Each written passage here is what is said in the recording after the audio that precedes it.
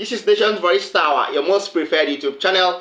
The truth remains that there are lots of issues bothering the polity in Nigeria and outside Nigeria. We're going to be discussing one of it because this is a secret that was laid bare a few seconds ago. So I thought it wise to share with our most lovely viewers.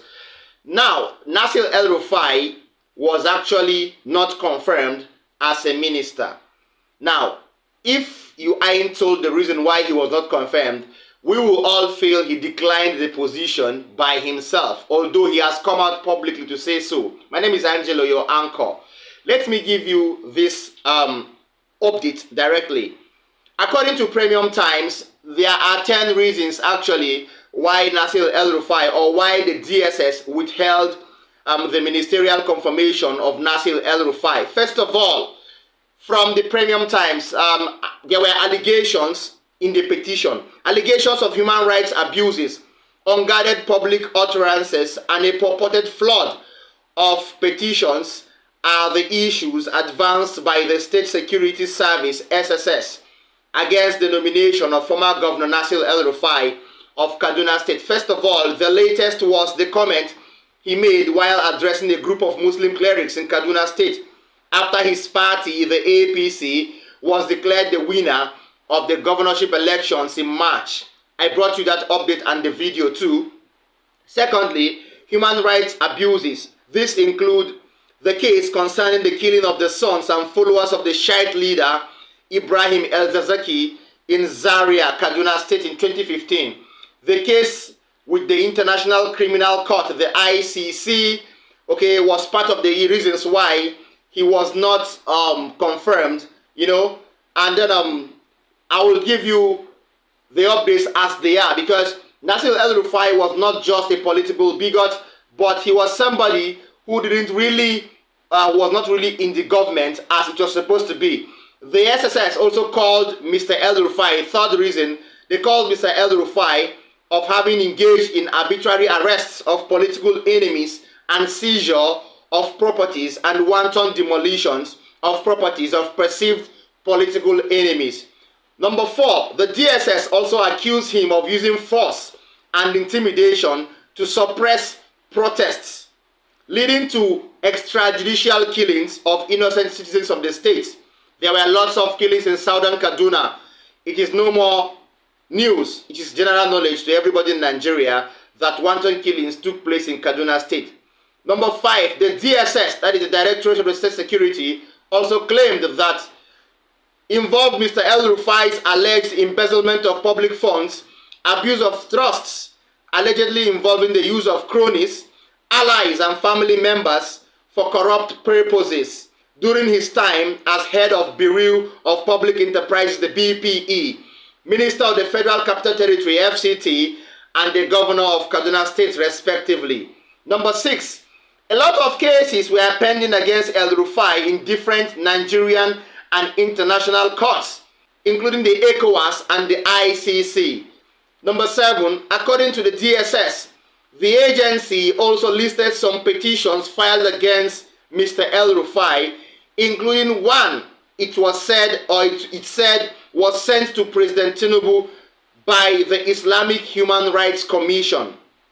Number 8, Mr. El-Rufai, of once describing Mr. Tinibu as the most corrupt person and vowing that he would never deputize such a person with a tainted profile.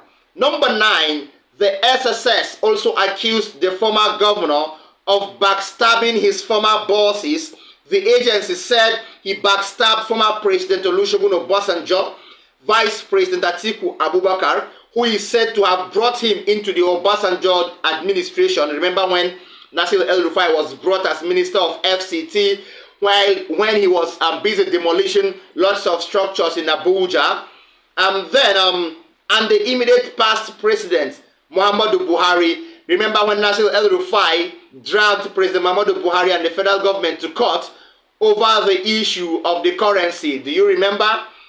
He was counting his sins gradually, he never knew. Number 10, and finally, the agency also cited anti-people policies that allegedly destroyed people's livelihoods in Kaduna State as evidence that he is unfit to hold office as minister. I told you earlier on that this particular expose is courtesy of Premium Times. Hence, the reason why the Director of the State Security and the House of Senate, in conjunction with the National Assembly, refused to confirm Nasir El-Rufai as minister nominee under Asiwaju Bola Ahmed Tinibu.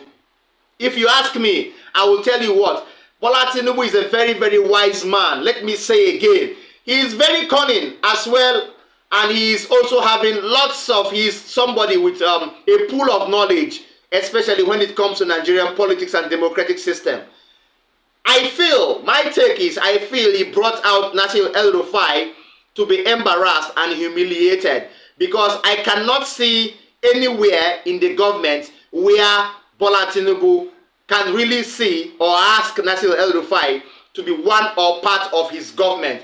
If Bola Tinibu can sideline somebody like Femi Fani-Kayode, sideline somebody like Festus Keyamo, until the last minute he invited Festus Keyamo to be a minister, then who is Nasir El-Rufai? This is what I'm talking about. So I would urge us all to keep our fingers crossed and our heads up, so that we will see what will become of Nasir El-Rufai, because he has tainted his image and he has come out publicly to say that he has relinquished the ministerial post because he allegedly has a PhD to follow in or outside this country or outside the shores of Nigeria. We all knew you had these studies outside Nigeria before the ministerial nominee. So why go all through to the DSS, ICPC, and the EFCC, and then finally to the National Assembly if you really didn't want this ministerial post? That is that from this particular point of view. I hope you understood our updates. Next on line is the chairman of the president of the Niger Delta People's Volunteer Force, Asari Dokubo, who is also a former militant, has come out countless times to brag about having a secret political outfit. The truth remains that this is Nigeria, aside the Nigerian police force and aside the Nigerian army and other paramilitary outfits like the road safety, the immigration, the NSCDC, the Customs Service, and the Peace Corps. We have not approved any private security outfit under the 1999 Constitution, even as amended. So, why is Asari Dokubo parading himself together with lots of armed men, calling them legitimate private security or private military belonging to him? Who does that? If this were to be from any other person, that person would be quickly indicted and dragged to court by the federal government. Why is Asari Dokubo left to parade around with weapons, live ammunitions, bragging about his possession of firearms and possession of private military outfits? This is too much, and I feel the attention of the federal government should be drawn to this. Hence, we lose the importance, or we lose the, let's say, we lose the right face, or that crucial face of the democracy and of our security system in Nigeria.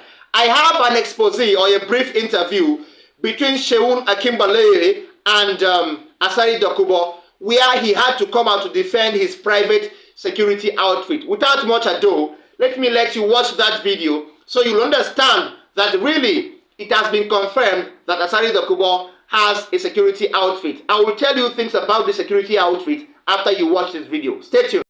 Do you have an army of your own that you control? I don't have an army, but I have a private military company that was engaged by the government of Nigerian state. And I've been doing the work for the Nigerian state. Private military companies exist all over the world. We have Blackwaters, we have Wagner, we have so many private military companies. They are not even new to Nigeria. The only thing new is that maybe a Nigerian is now providing the same services that South African and Belarusians and other people provided to fight Boko Haram. And this thing, it was on BBC. There was a BBC documentary on South African mercenaries that were in Nigeria, fought in Nigeria. And I listened to the interview where they said they were even sabotaged by the military when they were here. So I have a private military company that is engaged by the government, and we fought. We are fighting side by side with the Nigerian military in many places. Places like Kaduna, Abuja, or where? Where are these places? In Niger, in Plateau, in Imo, in Abia, and in part of Rivers State. We were in Anambra before. They pulled us out of Anambra. We're in Plateau, and we're doing a good job. We're being commended by all the host communities. You can go to this community. You can go to Wase, you can go to Baga, you can go to Chiroro, you can go to the Kaduna Abuja road. We're doing fine. We're being commended. What is the name of this, your military group? The company is called Royal Future. Okay. Services. Okay, before I go further, I would urge our viewers, like our videos, share them, watch till the end. Don't forget to drop a comment for us in the comment section, because we need your comments. We need to work together so we'll know how things play out here. And then for those in Nigeria, would like to know how things are playing out. Now, finally, if you're watching me for the first time, please subscribe to this channel and tap the notification button, so that you will always get updates anytime we drop a new video. Asari Dokubo has been paraded around Nigeria as a savior in the Niger Delta. But this has to stop. Right now, Asari Dokubo is bragging to fight shoulder to shoulder with the Nigerian army in Niger Republic if the invasion or the planned invasion by the Economic Community of West African States, ECOWAS, becomes true and legitimate. Who does that in this country and goes scot-free? Who does that? This serves as a deterrent to the Chief of Army Staff, the Chief of Defense Staff, and the Minister of Defense, because things have to stop. We have to get directions in this country. Asari Dokubo should be stopped before things get out of hand. Finally, well, if these people are not exposed, then they have to be exposed right now. Who am I talking about? The Directorate of the State Security, the DSS. A barrister with name Maxwell Opara, who also stands for Godwin Emefiele and other big dignitaries in court, has come out to expose illicit dealings of the Directorate of State Security, DSS. What is he saying? Now, Maxwell Opara has alleged that the DSS have been using crimes or issues of anti-terrorism to detain Nigerians for no reason.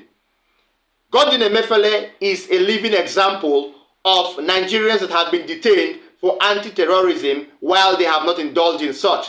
So, outrightly, the DSS is using this cover of anti-terrorism to detain lots of dignitaries while there are personal vendettas on the ground. Let me allow you watch this video so you'll understand from this legal luminary, Maxwell Opara, what the DSS have been doing over time. Stay tuned.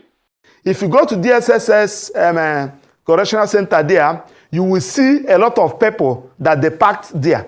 Even their people thought that they are even dead. Now, what is running in the southeast now is, if you want to weaken somebody, just put up a petition against the person to DSSS that is a member of IPOB or a member of ESN. They will just come and pick the person 1 a.m. in the morning, 2 a.m. without any warrant of arrest, and they will now dump the person and rush to Federal High Court, relying on under Section 27 of the Terrorism Prevention Act that give the DSSS power to get an order to detain somebody investigating accused of terrorism, then subject to renewal. That particular section, I have challenged it in a Federal High Court But the court said no, that since they will come to court, it is the court is exercising their power under Section 6. That one is the talk of another day. The point I'm trying to make is that his first paragraph, where he said that they have religiously obeyed court orders. I have just given you one with evidence. I will leave it for you. Then secondly, in their paragraph 2 of the same statement, coming to Emefiele now, they said that, okay, let me just finish with the disobedience of a court order. Okay. Now, Onyendu Mazen Nnamdi Kanu, Omadike, one of Igbo land, was discharged, and the Court of Appeal ordered that on no condition should the SSS arrest or detain or even commence any further investigation against him, because they flouted they did not follow the due process in bringing him from Kenya to Nigeria. The judgment was there. The SSS refused to comply that order. The first day, the second day, the third day, the fourth day, the fifth day, the sixth day, the seventh day, until on the eighth day, when they now file notice of, when they now file a motion for stay of execution. Now, before Court of Appeal now granted them that stay of execution. The question there is that for that, before that motion for that, before filing and granting of that motion for stay of execution, that 8 days, the SSS never complied with it. What we are just waiting for Supreme Court to finish. Probably when it comes out, we are now suing the SSS and the federal government of Nigeria on that, because on that particular 8 days, they disobeyed court orders. All right, you've watched our videos, and then this update has really explained what the DSS have been doing in secret. So I would love to see, or to fold my arms and see how these things unfold, because no one can actually be bigger than an agency. So right now, the DSS is actually looking at their steps and looking at what moves to take. Meanwhile, the EFCC is without a boss and the central bank is without a boss. I will bring you an expose on the involvement of Nuhu Ribadu, the new National Security Advisor, and what he wants in the EFCC and the DSS, and how he wants these things to unfold. This particular expose or secret file is going to shock you. So stay tuned to Nation Voice Tower as we bring you more secret files from the baseline of the Nigerian federal government. Thank you so much for staying with us. From our table, we think we're going to draw the curtain here. See you next time. Bye.